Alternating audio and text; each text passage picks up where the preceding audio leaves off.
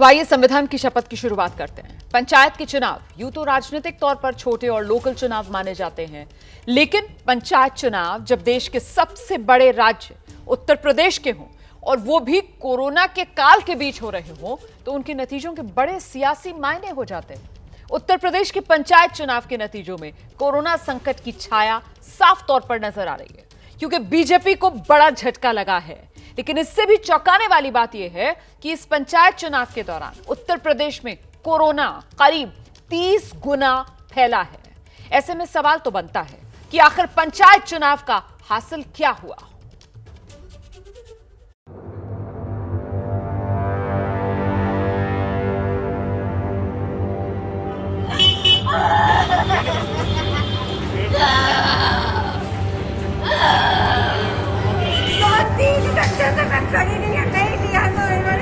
यहाँ से रोज लगा लो, वहाँ लगा लो, इन्होंने मार डाला, मेरे बच्चे अनाथ कर डाले, मेरे बच्चे अनाथ कर डाले।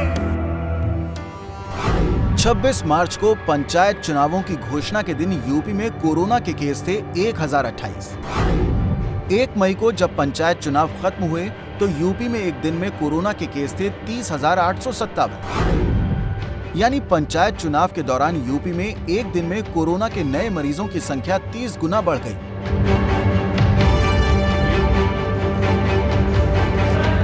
ये कोरोना का महाविस्फोट है जिसे यूपी की जनता भुगत रही है। ये यूपी में पंचायत चुनाव का एक बड़ा साइड इफेक्ट है।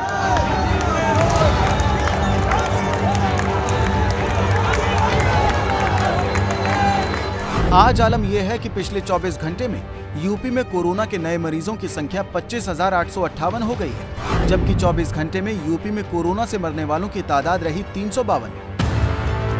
इससे अंदाजा लगा सकते हैं कि यूपी में कोरोना कितने भयावह ढंग से फैल गया है। अस्पतालों में बेड और ऑक्सीजन के लिए त्राहिमाम की तस्वीरें हम देख ही चुके हैं। यूपी में शमशानों और कब्रिस्तानों के हालात भी किसी से छिपे नहीं। विपक्ष आरोप लगा रहा है कि यूपी सरकार का पूरा जोर अब कोरोना के संक्रमितों और मृतकों का आंकड़ा छुपाने पर है। देखिए, उत्तर प्रदेश में हाहाकार मचा है। लोग ऑक्सीजन के अभाव में, बेड के अभाव में, वेंटिलेटर के अभाव में दम तोड़ रहे हैं। महामारी तेजी के साथ फैलती जा रही है। जनपदों में, गांवों में रोज मरने वालों की संख्या अनगिनत की स्थिति में है। सरकार उसे उजागर नहीं कर रही है। RT-PCR की जो जांच है 10-10 दिन में रिपोर्ट आ रही है। पिछले समयों में जो हालात थे उससे भी बड़े बुरे दौर अब गुजरते चले जा रहे हैं। जाहिर है सवाल तो खड़े होंगे ही, खासकर इसलिए भी क्योंकि जब यूपी में लोग कोरोना की मार से तड़प रहे हैं, ऐसे नाजुक वक्त में पंचायत चुनाव कराए गए।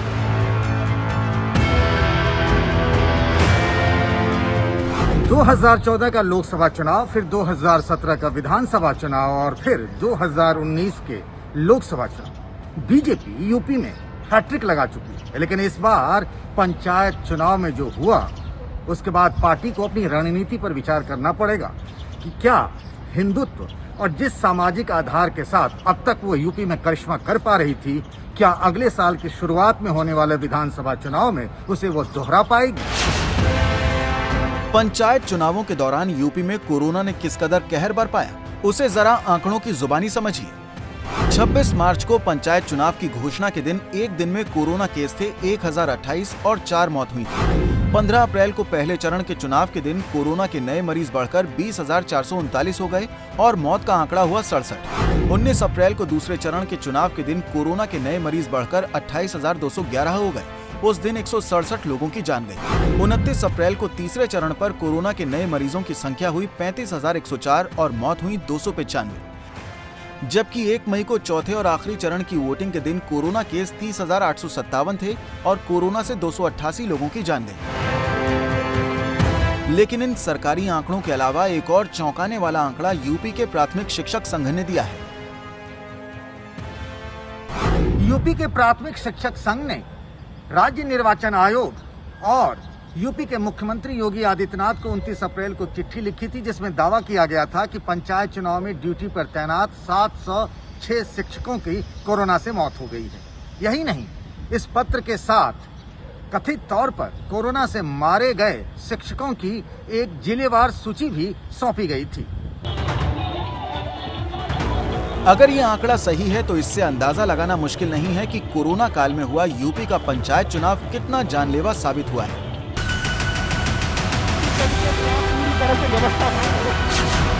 यूपी के पूर्व मुख्यमंत्री और समाजवादी पार्टी के अध्यक्ष अखिलेश यादव ने तो कोरोना के हालात पर योगी सरकार पर झूठ बोलने का आरोप लगाया है। अखिलेश यादव ने ट्वीट किया, उत्तर प्रदेश के गांव-गांव तक कोरोना का फैलना बहुत चिंताजनक है। गांव तहसील में जब बुखार की दवाइयों तक की भारी कमी किल्लत है तो ऑक्सीजन बेड या वैक्सीन की क्या उम्मीद की जाए। भाजपा सरकार का ये झूठ कि उत्तर प्रदेश में कोरोना ना के बराबर है, ग्रामीण इलाकों में बेहद जानलेवा साबित हो रहा है। अखिलेश यादव की पार्टी को इस पंचायत चुनाव में उम्मीद से बढ़कर मिला है। उनके पास मुस्कुराने की वजहें हैं। चुनाव नतीजे बता रहे हैं कि अखिलेश यादव की पार्टी ने बीजेपी के गढ़ में ही बीजेपी के पसीने निकाल दिए। इससे समाजवादी पार्टी बहुत प्रफुल्लित है। उत्तर प्रदेश के पंचायती चुनाव में समाजवादी पार्टी ने बनारस में, प्रयागराज में, अयोध्या में भारतीय जनता पार्टी को धूल चटा दी है और गोरखपुर जो योगी जी का गढ़ माना जाता है वहां पे नाक को दम कर रखी है। पंचायती चुनाव में पूरे उत्तर प्रदेश में समाजवादी पार्टी ने अपना परचम लहराया है और भारतीय जनता पार्टी को बहुत पीछे छोड़ दिया है। जाहिर है इस पंचायत चुनाव से निकला जनादेश यूपी में सत्ताधारी बीजेपी के लिए खतरे की घंटी बजाता दिख रहा है। लगभग 8 महीने बाद यूपी में विधानसभा के चुनाव होने हैं। सीएम योगी और उनकी टीम के लिए सबसे बड़ा इम्तिहान होगा, लेकिन पंचायत चुनाव के नतीजों ने बीजेपी को तगड़ा झटका दिया है। पार्टी के कैंप में खलबली मची है। अगर पंचायत चुनाव के जनादेश में कोरोना संकट की छाया को देखें तो समझिए कि आने वाले दिनों में बीजेपी के लिए ये चिंता और फिक्र की बात होनी चाहिए।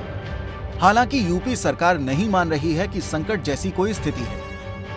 ये बात अलग है कि यूपी में अभी लॉकडाउन है जो कि गुरुवार सुबह तक चलेगा।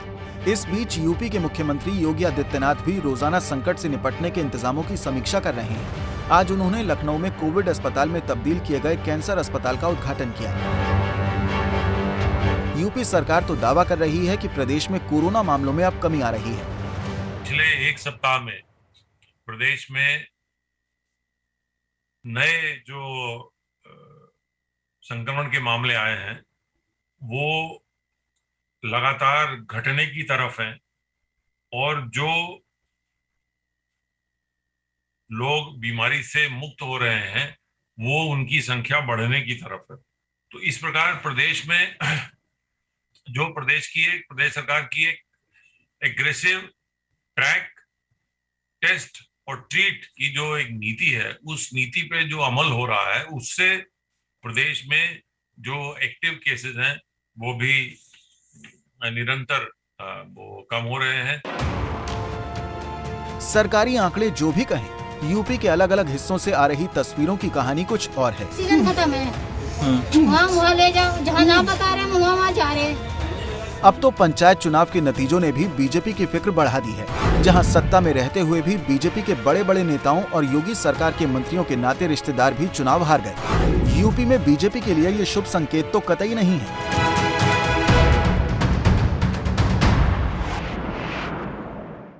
संविधान की शपथ में अब बात दिल्ली के ऑक्सीजन संकट की, जिस पर आज केंद्र सरकार की बड़ी फजीहत हुई है।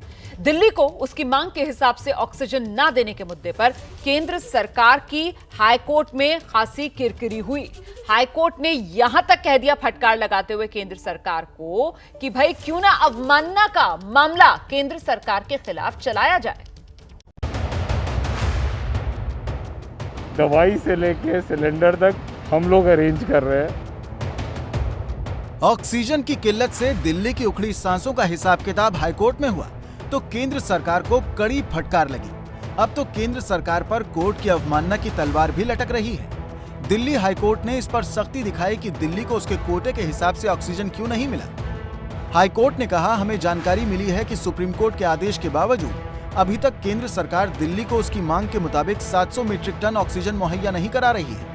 इतना ही नहीं, केंद्र सरकार ने दिल्ली को एक दिन भी उसके पहले के कोटे 490 मीट्रिक टन के हिसाब से ऑक्सीजन नहीं दी। सुप्रीम कोर्ट का आदेश पालन न करने पर दिल्ली हाई कोर्ट ने केंद्र सरकार से कड़ी नाराजगी जताई है।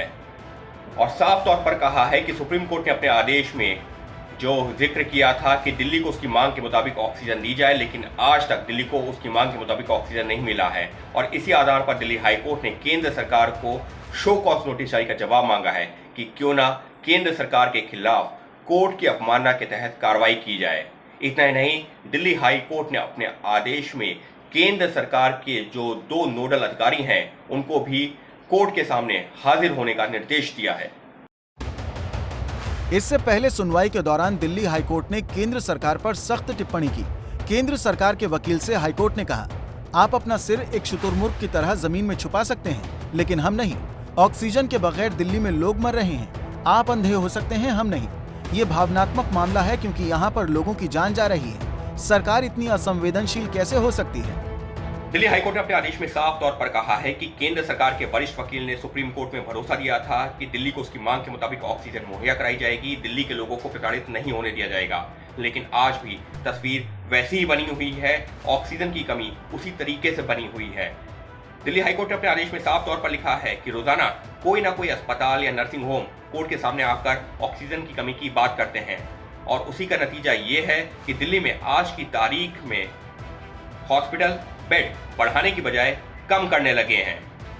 कोर्ट ने इसी आधार पर केंद्र सरकार को कड़ी फटकार लगाई और सख्त टिप्पणियां भी की हैं। दिल्ली हाईकोर्ट ने सिर्फ केंद्र सरकार को ही नहीं फटकारा, मोहल्ला क्लिनिक को लेकर दिल्ली सरकार की भी खिंचाई की। हाईकोर्ट ने कहा कि अगर महामारी के दौरान मोहल्ला क्लिनिक का इस्तेमाल नहीं हो सकता तो ऐसी जगह का क्या फायदा।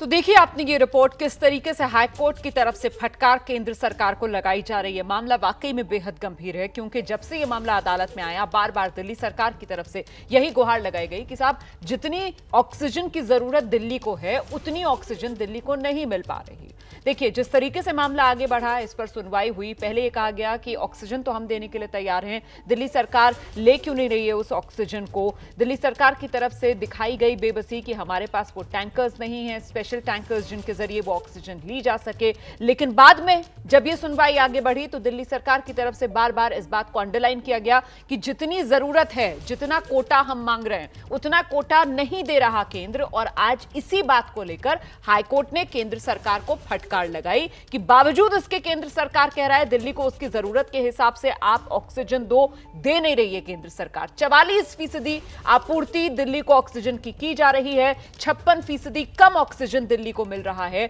नतीजा ये कि दिल्ली में सांसें फूली हुई हैं, बिना प्राणवायु के, बिना ऑक्सीजन के दम निकल रहा है मरीजों का।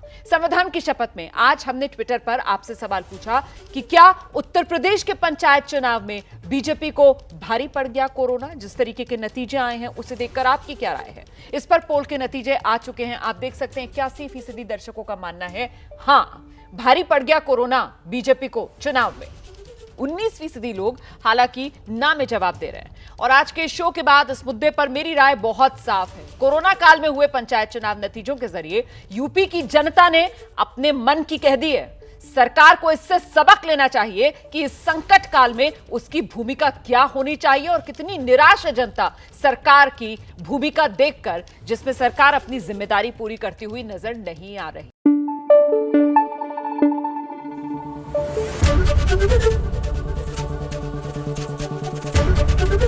एबीपी न्यूज आपको रखे आगे।